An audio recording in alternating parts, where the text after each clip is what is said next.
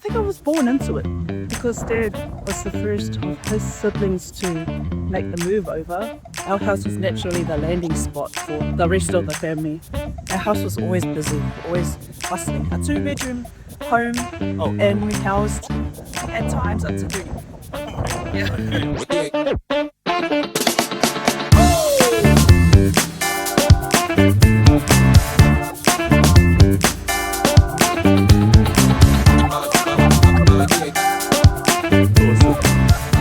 Welcome to PEP Talk, the podcast for purpose empowered people. And here's one. Naro Ruta Tonumaivao. And who are you? Well, I'm Ruta Tonumaivao, or Ruta Tai Tonumaivao, and I'm a proud Samoan, Tapasā Samoan. Currently live in West Auckland. Yeah. Awesome, that's cool. And what do you do? Oh, we many hats. So first and foremost, I'm a mother of 5. So I take that role as probably the most important role. And in terms of work, I lead Tapasā Navigating Futures. I co-founded Tapasā Navigating Futures with my daughter Kayla, and we also backbone Limwana West collective, and so I'm the convener and systems navigator. Oh, which that is a proud member. Fantastic.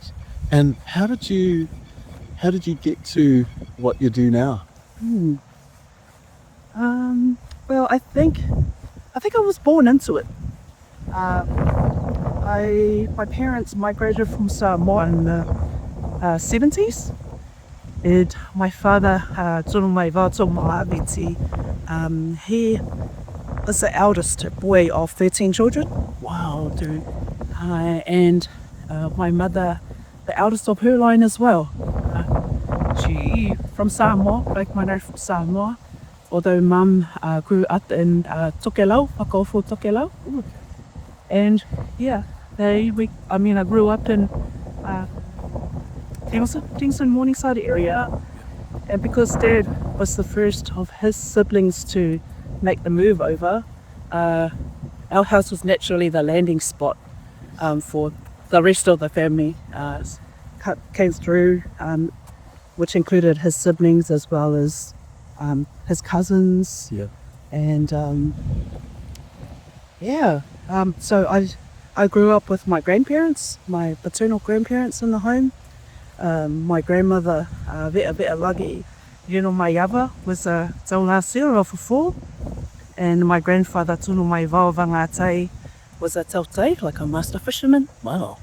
And so our house was always busy, always bustling. A 2-bedroom home, and we housed at times up to 30. Oh my God. Yeah. Wow. A real village, but in a much smaller space than most villages. Yeah. And then I also had my own siblings. Okay. So there were 7 of us. Wow. And so you can just imagine how busy the household was. Absolutely. Yeah. Goodness me. And so I sort of asked, why do you do what you do now? But you've kind of explained a bit of that. Yeah, I do what I do now because I grew up in a very Samoan-centric home. It was pretty much Samoa in Kingston suburb. Yeah, it really was. And so you'd have my grandparents there, leading the family. My grandmother would be weaving. She'd have people coming from all over Auckland, New Zealand, for healing, for treatment. Wow. And then, of course, pretty much every weekend, would be out at the beaches, either fishing or setting nets, because it's something that my grandfather really loved. Nice. And then, of course, the backyard, we had a maumanga, so it's a plantation. Oh, wow. Pretty much a small plantation with, taro, banana, and Dad had built a traditional whale umo at the back. Okay, wow. And so, so very much all I heard was the Samoan language and lived and breathed the culture. Nice. Yeah. That's cool. Yeah, and so it was a really great grounding for me as a New Zealand-born Samoan. But of course, we're in Aotearoa. Yes. And having to negotiate the two worlds was a it's not a unique experience, but it was quite difficult. It was challenging. So my parents and my grandparents were grounded in the culture, and we had a version of it here in Aotearoa that they tried to replicate. But it was hard to navigate the two worlds. Yeah. And so that's what I I guess I became almost like a navigator for my family at a young age, and a translator, interpreter. Yes. So I remember going to visit the post office and the banks, or even the Winds office, and having to fill out forms, or just to try and translate things to mum and dad. So I was always looking for outside supports for our family. Wow. So navigating is part of the name of Tapasā. Yes. See where they came from. Wow, that's amazing. And So was there a moment when you decided to carry this on, or like you say, you were kind of born into it? Yeah, I think I naturally fell into the role. So when I started school, I couldn't speak a word of English. Oh wow. Okay. So I probably spent the first 2 years just trying to make sense of what was going on around me, and just learning the language. Yeah. And so I feel like that kind of helped me to become observant and curious about the world, and really being able to read people and how things work, and that's kind of come into my space where I am now, in terms of just making sense of the world and understanding what's around me. Yes. And who's around me, to help the wider community. Awesome. And so we're at a netball court. You've got a sporting career or sporting side to you as well? I did have, I think I still do. So grew up with, like I said, so many family around us, that the backyard every Sunday or every Saturday was just full of my cousins and us playing games. Awesome. And I would say that the fundamental skills and our game sense was honed in the backyard. And then going into school, that translated really well within the different sports. Nice. And I enjoyed every sport, but I think I fell into netball because of most of my friends were playing. Right. And I think it was one of the main sports back then. I guess I was recognised for my physical ability and my game sense. And so I kind of fell into that pathway, and I really enjoyed it. Yeah. Well, there's sort of been a bridge between sport and community. Yeah. Kind of. What I found in sport is that it was a very level playing field. Right.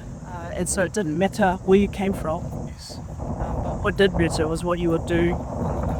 And so everyone's hung on a level playing field.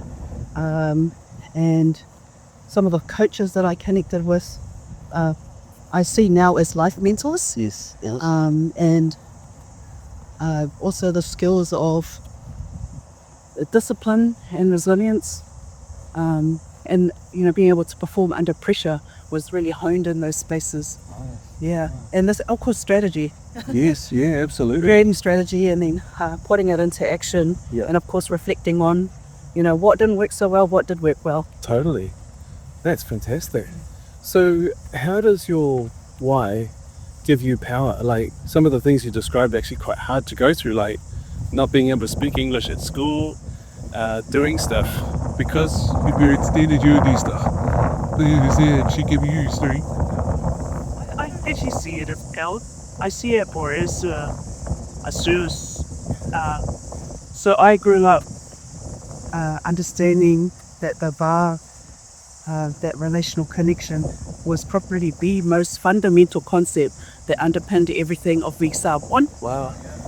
And so the VAR to me includes a projection and the nurturing of those relationships. And so I feel that what I do is nurturing and caring for those sacred relationships. Beautiful. Yeah. So I don't really see it as power, but I see it as what I can give back. Yeah, awesome. That's really a great way of looking at it. Oh, that's fantastic. Cool. Well, what would you advise to anybody who is, especially if they're Samoan or if they're anything, whether they're trying to put their why into into action? I think it's always important that that you're connected to your community, whether that be your family or your friends. That you, for me personally, my purpose is based on what those around me need and want. And so whatever that need or want is, that drives me and my purpose to be able to support them, to empower them to reach their aspirations or their goals. Yeah. Wow, that's really amazing. Thank you so much, and thank you for all that you do with Lemoana West Collective. It'd be great to have you on the show today. Awesome. Thank you so much for having me.